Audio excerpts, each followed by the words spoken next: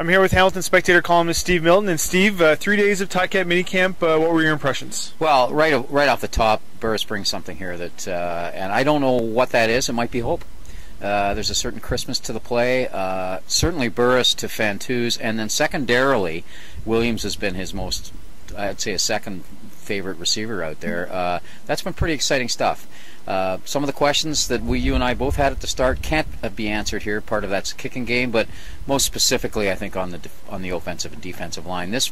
And it's not the fault of the Ticats. This isn't mismanagement. This is just circumstance. That those two lines are very important. Both going through some changes this year.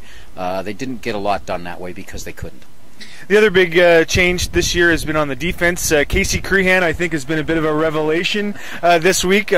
Is enthusiasm a strong enough word, Steve? Well, yeah. If you add about 7 other adjectives to it, how about scary enthusiasm? You know, I think a lot of it the first day was a bit of show on his part, but that's part of who he is. We knew that coming in. I mean, you'd heard some things about him before, from other places, that he's a very high energy guy. I think what he's looking for is to pass that off onto somebody. He's still going to have that, but he needs one of the captains to probably do it on defense, and it's going to be one of the linebackers for sure that does that. What comes next for this team? Well, really intense work when you get to regular camp on the two lines, because they're putting a lot, as we could see by the amount of man-to-man. It's not just man-to-man; it's tight man-to-man. That's going to put an awful lot of pressure on the front four, especially since the first two quarterbacks they play are mobile guys that can buy them time.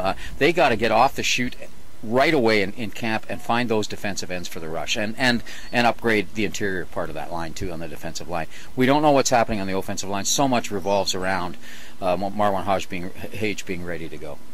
Make sure to check out the Hamilton Spectator on Saturday for lots of stuff from both me and Steve, and check out the Scratching Post blog with constant updates from minicamp. From Ivory One Stadium, I'm Drew Edwards for the Hamilton Spectator.